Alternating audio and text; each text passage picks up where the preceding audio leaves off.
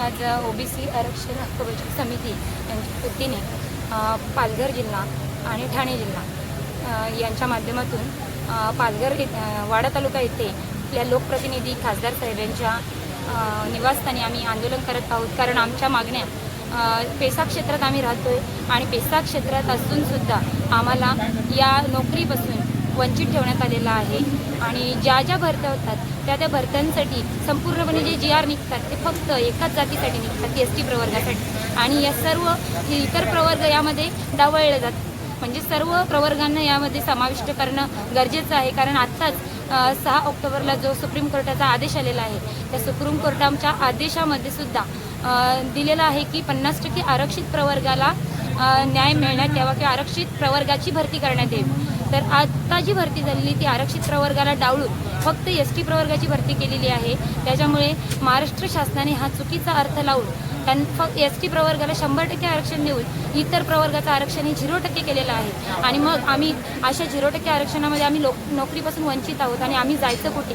आता बरेचसे विद्यार्थी आहेत, बरेचसे उमेदवार आहेत का ते एजबार झालेले आहेत आणि 2017ची भरती झाली त्याच्यामध्येही आम्हाला डावळलं गेलं, त्याच्यामध्ये इतर प्रवर्गाची भरती झाली नाही, पुन्हा 22ला झाली, 22मध्ये सुद्धा डावळलं गेलं आहे आणि आता 25मध्ये सुद्धा 100% STच्याच जागा दिल्या गेल्या आहेत। मग आमच्यासारखे इतर प्रवर्गांनी न्याय मागायचा कुठे? आम्ही लोकप्रतिनिधींना अनेक वेळा निवेदनं दिलेली आहेत, अनेक वेळा त्यांना त्यांच्याशी चर्चा केलेली आहे, पण आत्तापर्यंत आमचा हा मुद्दा मला वाटतं सरकारपर्यंत पोचलेलाच नाही आहे आणि याच्यावर ठोस असा आम्हाला निर्णय मिळाला नाही आहे। त्यामुळे आत्ता आम्ही जे आंदोलनाला बसले आहोत ते आत्ता जे आंदोलन आम्ही करत आहोत ते आम्हाला ठोस निर्णय मिळाल्याशिवाय आम्ही इथे आता उठणारच नाही आहेत अशी आमची भूमिका आहे आणि हे आंदोलन आता तीव्र स्वरूपात उगारण्यात येईल। मॅडम, आजचं आंदोलन करण्याचा काय मुख्य उद्दिष्ट आहे? नमस्कार, आम्ही सर्व बाधित उमेदवार आहोत शिक्षक भरतीमधील। 2017 पासून इथे भरती प्रक्रिया झालेली आहे। 2017ला झाली, 22ला झाली आणि आता 2025लाही झाली, पण यामध्ये बिगर आदिवासी समाजाला आरक्षण दिलं गेलं नाही आहे।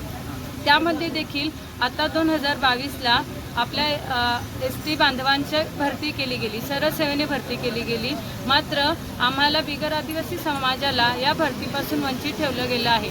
आम्ही सुद्धा त्यांनी धारण केलेलंच पात्रता धारण केलेलं आहोत, पण तरी देखील आम्हाला या सेवेमध्ये जसं त्यांना सेवेत सामावून घेतलं गेलं तसं आम्हाला या सेवेमध्ये सामावून घेतलं गेलं नाही आहे। आमची हीच मागणी आहे की आम्हाला देखील ST बांधवांप्रमाणे सेवेमध्ये सामावून घेण्यात यावे। आमचा जिल्हा, आमची नोकरी।